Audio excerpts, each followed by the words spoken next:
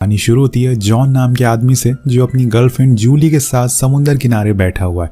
वो उसे अपने साथ एक हुए हादसे के बारे में बता रहा है जब उसने जीने की उम्मीद ही छोड़ दी थी, लेकिन उसके हौसले ने उसे दोबारा जिंदगी दे दी। यहाँ वो उसे ये भी बताता है कि जिस जगह पे हम बैठे हैं ये वही मनहूस जगह है जिसके चक्कर में वो खुद को खोने वाला था। पर आखिर वो ये सब क्या बोल रहा है और आखिर जॉन के साथ हुआ क्या था, ये सब जानने के लिए हमें चलना पड़ेगा कहानी के फ्लैशबैक में, जहाँ पर हम जॉन को अपने दोस्तों के साथ सर्फिंग करते हुए देखते हैं। अब रात में वो पार्टी कर रहे होते हैं। उसी दौरान उसका दोस्त कैनन आके उसे बताता है कि आखिर वो हमेशा के लिए कनाडा शिफ्ट हो रहा है। वो अपनी फैमिली के साथ रहना चाहता है, लेकिन जॉन को ये बात बुरी लगती है क्योंकि कैनन ने उससे वादा किया था कि वो उसके साथ दुनिया भर में सर्फिंग करेगा, लेकिन अब वो उसे छोड़कर जा रहा है और इस बात से वो कुछ नाखुश रह जाता है। लेकिन तब कैनन आके उसे समझाता है कि जो काम हम दोनों साथ में नहीं कर पाए वो काम अब तुम अकेले करना, हम दोनों के ड्रीम को पूरा करना। जिसके बाद उन दोनों में फिर से बातचीत होने लगती है। अब नेक्स्ट सीन में जब जॉन की आंख खुलती है तो वो खुद की कार में होता है। यहाँ वो फैसला करता है कि वो जाकर उस जगह पे सर्फिंग करेगा जहाँ पे आज तक कोई नहीं गया होगा, और फिर वो अपनी कार लेकर निकल जाता है और एक जगह आकर रुकता है। ये प्लेस चारों तरफ से ऊंची ऊंची चट्टानों से घिरी हुई थी और साइड में समुंदर था जिसमें जाकर वो सर्फिंग करने वाला था। अपना सारा सामान लेकर चट्टानों के साइड में चलना शुरू करता है, लेकिन यार जॉन को इस बारे में कोई जानकारी नहीं थी कि असल में आज उसके साथ क्या होने वाला है और क्या वो इस दिन के बाद कभी सर्फिंग कर भी पाएगा या नहीं। लेकिन उसके पैशन के आगे कुछ भी नहीं है, तो वो खुद को और आगे चलने को कहता है। पर तभी एक हादसा हो जाता है, उसका पैर फिसल जाता है। वो उस चट्टान से फिसलते हुए नीचे जाने लगता है, लेकिन तभी वो एक पत्थर को पकड़ लेता है।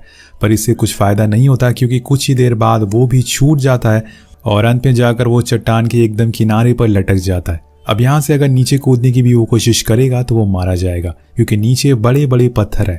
लेकिन तभी उसके पास एक कॉल आता है जो कि उसके ही दोस्त का था, लेकिन उसकी बुरी किस्मत थी उसके फोन को पॉकेट में ना रखने के बजाय उसने अपने बैग में रखा हुआ था, जहां तक उसका हाथ पहुंच पाना मुश्किल था। कुछ देर बाद फोन कट हो जाता है और उसकी एक उम्मीद भी टूट जाती है। तो वो सोचता रहता है कि शायद यहाँ तक कोई आएगा जो उसे देख लेगा और उसे बचा लेगा, लेकिन ये एक ऐसी जगह पर है जहाँ पर बरसों से कोई नहीं आया है। जॉन ही पहला इंसान है जो शायद यहाँ पर आया होगा। वो कब तक ऐसे ही लटका रहेगा, उसे कुछ ना कुछ तो फैसला लेना ही पड़ेगा।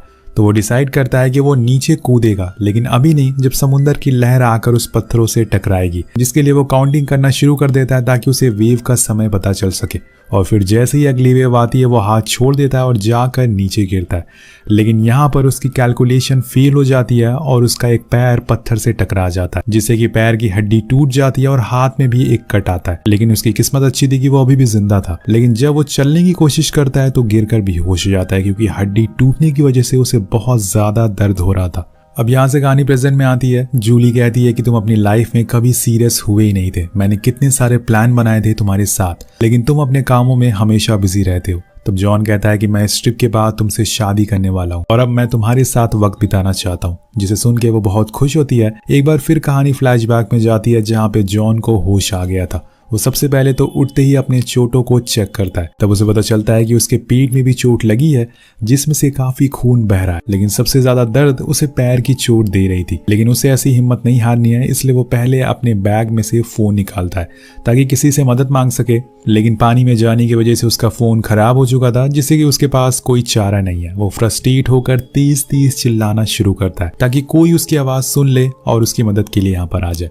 लेकिन उसके और समुंदर के अलावा कोई भी उसकी आवाज नहीं सुनता, जिस वजह से वो चुपचाप हो जाता है। उस समय इंतजार करने के बाद वो फैसला करता है कि वो अब इस समुंदर को तैर कर पार करेगा। लेकिन ये बस कहना आसान था, करना ही उतना ज्यादा मुश्किल था। लेकिन अगर कोई ऐसी हालातों में फंसा हुआ हो तो उसके दिमाग में एक बार ये ख्याल तो जरूर आएगा। अगर आप ऐसी जगह पर फंस जाते हैं तो सबसे पहला कदम क्या उठाएंगे, नीचे कमेंट करके हमें जरूर बताएगा। अब जॉन समुद्र में कूद जाता और तैरना शुरू करता है, लेकिन उसके शरीर पे जो चोट लगी थी वो अब उसे दर्द देना शुरू कर देती है क्योंकि समुद्र का पानी नमकीन था। अब उसकी हालत और ज़्यादा खराब हो जाती है, लेकिन वो फिर भी आगे बढ़ता रहता है। पर अब वो समय आ जाता है जब जॉन जीने की उम्मीद छोड़ देता है क्योंकि तैर कर किसी समुद्र को पार कर पाना तो नामुमकिन है। इसलिए वो अब हार चुका था और डूबने लगता है और धीरे धीरे पानी की गहराइयों में समाने लगता है। लेकिन तभी उसे जूली का किया हुआ वादा याद आता है, जिसके लिए वो एक बार फिर से पानी के ऊपर आता है। और यहाँ से कहानी फिर से प्रेजेंट में आती है। हम देखते हैं कि जूली उससे कहती है कि वो ऐसे इंसान से शादी नहीं कर सकती जो खुद के अलावा किसी और के बारे में नहीं सोचता हो। पहले तुम खुद के सारे सपने पूरे कर लो, जिसके बाद मेरे पास आना। लेकिन जॉन कहता है कि ऐसा कुछ नहीं है, मैं इस ट्रिप के बाद सब कुछ छोड़ दूंगा और एक अच्छी फैमिली बनाऊंगा। लेकिन तब तक जूली वहां से जाने लगती है और उसे रोकने की बहुत कोशिश करता है, लेकिन ऐसा हो नहीं पाता। लेकिन इधर जब जॉन की आंख खुलती है तो उसे पता चलता है कि ये तो बस उसका एक इमेजिनेशन था, ऐसा वो कुछ नहीं कर रहा था। अभी तो वो यहीं पर फंसा हुआ है। वेल अब बड़ी ही मुश्किलों से वो तैरते हुए एक दूसरे किनारे पर आ चुका था, लेकिन यहाँ भी आसपास उसे कोई दिखाई नहीं देता, इसलिए वो ऐसे ही लेटा रहता है। पर अब वो दोबारा से पानी में नहीं जाना चाहता। वो पूरी तरह से थक चुका है और उसकी चोट भी अब बढ़ती जा रही है, और इसलिए वो सबसे पहले वही करता है जो हर आदमी फंसी हुई जगह पर करता है। वो एक बड़ा सा SOS का साइन बनाता है और वहीं पर लेटा रहता है ताकि अगर कोई ऊपर से गुजरे तो उसे देख सके। अब काफी समय बीत जाता है, जॉन वैसे ही बैठा रहता है। तभी उसे सामने लहरों के साथ एक टूटा हुआ सर्फिंग कार्ड दिखाई देता है, जिसे पाने के लिए वो रेंगते हुए उसके पास जाने लगता है। यहाँ हम उसके हाथ में वो फॉइल पेपर बंधा हुआ देखते हैं। उसने ऐसा इसलिए किया था ताकि उसकी चोट में इन्फेक्शन ना हो। अब वो सर्फिंग कार्ड के काफी करीब आ जाता है, लेकिन तभी एक बड़ी सी लहर आ जाती है जो उसे एक पत्थर से टकरा देती है, जिससे जॉन फिर से बेहोश हो जाता है। इस लहर की स्पीड इतनी तेज थी कि वो उसे अपनी तरफ खींच रही थी। इसी दौरान जब जॉन को होश आता है तो वो खुद को पानी में देखता है, लेकिन अब उसे दोबारा से पानी में नहीं जाना है, इसलिए वो बाहर आने की कोशिश करता है।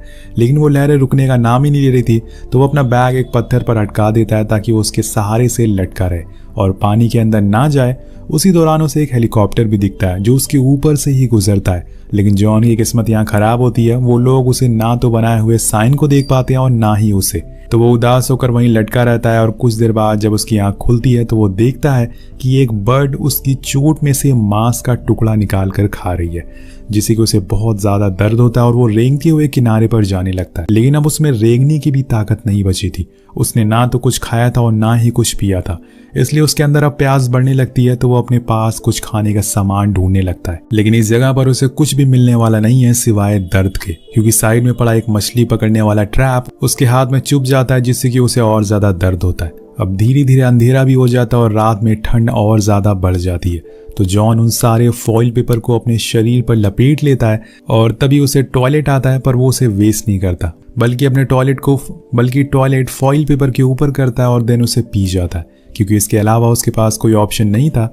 अब कुछ समय के बीतने के बाद उसे बादल गरजने की आवाज आती है, जिसे सुन के उसे थोड़ी खुशी मिलती है, क्योंकि अब उसे पीने का पानी भी मिल जाएगा।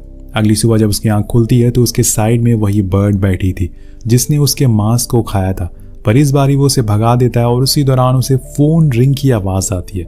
वो अपना फोन ढूंढने लगता है कि शायद उसे कोई कॉल कर रहा हो, और तब जाकर उसे पता चलता है कि वो आवाज मिट्टी के नीचे से आ रही है। तो वो फौरन उसमें गड्ढा करना शुरू करता है। तब जाकर उसे फोन मिल जाता है जिसमें उसके मॉम डैड की वीडियो कॉल आ रही थी। वो उसे पूछ रहे थे कि आखिर कब वो उन्हें जूली से मिलवाने जा रहा है, लेकिन वो कुछ भी जवाब नहीं देता। तब हमें पता चलता है कि ये असल में उसकी एक इमेजिनेशन है, असल में ऐसा कुछ हुआ ही नहीं है। यहाँ अब जॉन धीरे धीरे करके अपनी हिम्मत हार रहा था। उसे अब कुछ समझ नहीं आ रहा था कि अब वो करे तो करे क्या, यहाँ से बाहर कैसे निकले। लेकिन इन सब चीजों के दौरान वो अपनी फोन वाली इमेजिनेशन को छोड़ता नहीं है। वो अपने मॉम डैड से बातें करना शुरू कर देता है, क्योंकि उसके दिल कह रहा था कि आज जो बात करनी है कर लो, क्योंकि आगे क्या पता वो जिंदा रहे भी या फिर नहीं। इसलिए वो अपने मॉम डैड से अपनी सारी गलतियों की माफी मांगता और रोने लगता है। लेकिन उसी दौरान उसे वही सर्फिंग कार्ड दिखाई देता है जिसके लिए वो किनारे तक गया था, पर अब वो खुद उसके पास आ गया है। शायद ऊपर वाला भी उसकी मदद कर रहा है, तो वो घसीटते हुए उसके पास जाता और उस कार्ड को पकड़ लेता है। उसी दौरान उसके सामने अपने सारे दोस्त दिखाई देते हैं, तो वो खुद भी उनके पास सर्फिंग करने के लिए चला जाता है। लेकिन जैसे कि हम जानते हैं ये सिर्फ उसका एक इमेजिनेशन है। अब यहाँ पर उसके दिमाग में दो चीजें आती है, एक ये कि वो यहीं बैठे कई दिनों तक किसी का इंतजार करता रहे, या फिर इस सर्फिंग कार्ड की मदद से समुंदर को पार कर सके। अब वो थोड़ी देर सोचता है और फिर दूसरे ऑप्शन को डन करता है, क्योंकि उसे अपने सामने आने वाला कल दिखाई देता है जो कि बहुत ही खुशहाल था और वो उसे अपने हाथों से जाने नहीं दे सकता। इसलिए वो सर्फिंग कार्ड को लेकर निकल जाता है अपनी किस्मत आजमाने के लिए। शुरुआत में वो बड़े ही जोश के साथ समुंदर में तैरता है, लेकिन एक अकेला आदमी खुद की ताकत से इतने बड़े समुंदर से लड़ नहीं सकता, और ऊपर से उसकी चोटें उसके पेट में से खून रुकने का नाम ही नहीं ले रहा था। तो क्या था दोस्तों, आखिर में वो हिम्मत हार जाता है और उस सर्फिंग बोर्ड को छोड़ देता है, जिससे वो पानी के नीचे जाने लगता है। उसकी आंखों के सामने उसके सारे सपने टूटते हुए दिखाई दे रहे थे। उसका परिवार, उसकी गर्लफ्रेंड, उसके दोस्त, सब कुछ उससे दूर जा रहा था। लेकिन शायद उसकी किस्मत में कुछ और लिखा था, क्योंकि जो हेलीकॉप्टर उसके ऊपर से गुजरा था असल में उन लोगों ने उसे बनाए हुए साइन बोर्ड को देख लिया था। वो कुछ ही समय बाद वहाँ पे डाइवर्स की टीम लेकर आते हैं जो जॉन के सर्फिंग कार्ड को देख लेते हैं और फिर पानी में जाकर उसकी जान बचा लेते हैं। यानी कि जिस चीज़ को जॉन ने अपनी पूरी जिंदगी दे दी उसने ही उसकी जान बचाई, वो सर्फिंग बोट। अब इसके बाद उसे फौरन हॉस्पिटल ले जाया जाता है जहाँ पे हम उसे कैनन से बात करते हुए देखते हैं, जिसमें वो कहता है कि मैंने ज़िंदगी में बहुत सी गलतियाँ की है, मैंने अपनों को खो दिया, यहाँ तक कि मैं अपने कई सालों से अपने माँ बाप से भी नहीं मिल पाया, लेकिन इस हादसे ने मुझे वो सब कुछ सिखा दिया जो मैं कभी सीख नहीं पाता। इसने मुझे हर चीज़ की वैल्यू बता दी है। कुछ समय के बाद वहाँ जूली भी आती है जो शादी के लिए हाँ कर देती है, जिससे जॉन बहुत ही खुश होता है। अगले सीन में हम जॉन को उसी जगह के पहाड़ पर खड़ा हुआ देखते हैं, पर उसके साइड में एक और शख्स खड़ा हुआ था जिसका नाम था अल्वारो विस्कैनो। ये वही आदमी है जिसके ऊपर ये पूरी स्टोरी बनाई गई है। इन्होंने ही अपनी लाइफ के कुछ मुश्किल समय उस जगह पर बिताए जहां पर कोई जाना भी नहीं चाहता था। तो दोस्तों ये पूरी कहानी एक सच्ची घटना पर आधारित है। आखिर में हम उस क्लिप को भी देखते हैं जिसमें अल्वारो को उन डाइवर्स ने बचाया था और उस क्लिप में सभी के चेहरे पर स्माइल होती है। तो इसी के साथ ये कहानी यहीं खत्म हो जाती है। अगर आपको ये कहानी कैसे लगी नीचे